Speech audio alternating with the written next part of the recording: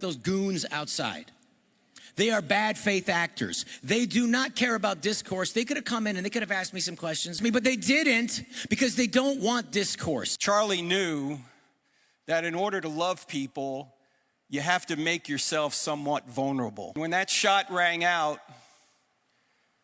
and we got him in the car, his eyes were fixed. He wasn't looking at me. He was looking right past me into eternity.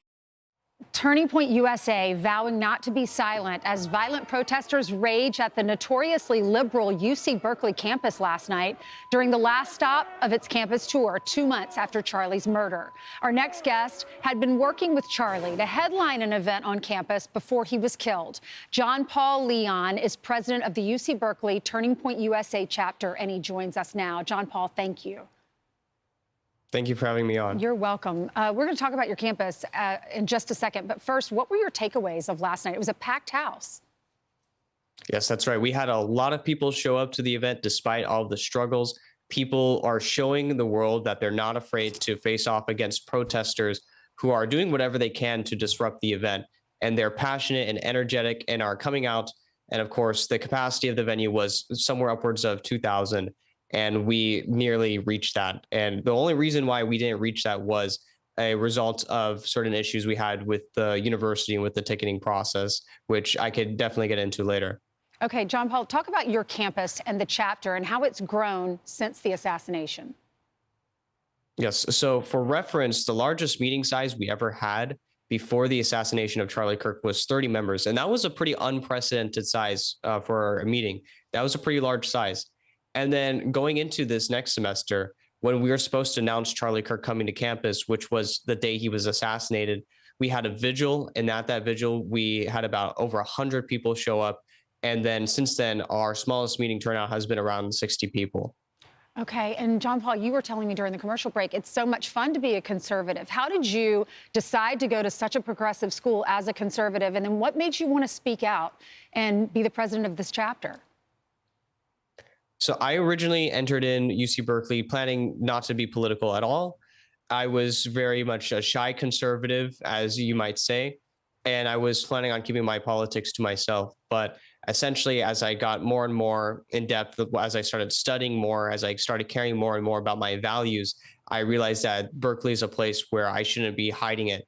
And it is quite the journey to face off against the radical left as they come in and they try to throw out words like fascist at us, which you just see all day, and you very much get desensitized to it. But I'm very much willing to engage intellectually with my ideas and to do whatever it takes to help support our beautiful movement. And there's some video of you walking on stage last night, and y'all had the chair there with the Freedom T-shirt where Charlie would sit. You were friends with Charlie. Y'all had talked about this tour. And this was going to be the last stop on the tour. Charlie was supposed to be there, and he wasn't there, obviously. What was your relationship like with him, and how did he influence your life? Because it sounds like you are fine with debating people who disagree with you on your campus. Yes, that's correct. So I had the opportunity to meet Charlie Kirk a number of times. I had a breakfast with him at Student Action Summit this past summer in Tampa, Florida. And of course, we talked about a wide variety of topics. Throughout that, Charlie Kirk, he was a man who would ask the right questions. He would listen to you curiously minded, and he would push back where he needed to, pull back when he needed to. And it was just such an overwhelming presence to sit next to him and to be talking with a man who I very deeply admired. And there's very few people on the planet where you can sit next to them and think, wow, this is X person. And Charlie Kirk had that. When you're sitting next to him, you're like, wow, I'm sitting next to Charlie Kirk. And he's open-minded. He's very intellectually rigorous, and he's doing whatever he can to learn as much as he can. Yeah, he definitely had that X factor. Let's discuss the protests. They were outside, and security was very tight. Y'all couldn't take in bags. You couldn't take in water bottles. You had to be searched and checked, which was great. But the protests were right outside. Were you nervous that they were going to come in? I was not nervous just because of how good of a job that law enforcement and security did. I was definitely hearing word about what was going on with the protest. I was hearing how It was getting violent, and that was definitely a growing concern. But we had very safe and secure plans that we were able to fully manifest out that night. And it was fantastic. Everyone, once again, with security and law enforcement, did a fantastic job. So I'm really thankful for them. But other than that, yes, the protesters, they did get violent. And there were many videos that you can see of brawls shaping out. And it's such an incredible thing to think about that the man, Charlie Kirk, was shot, wonderful father and husband.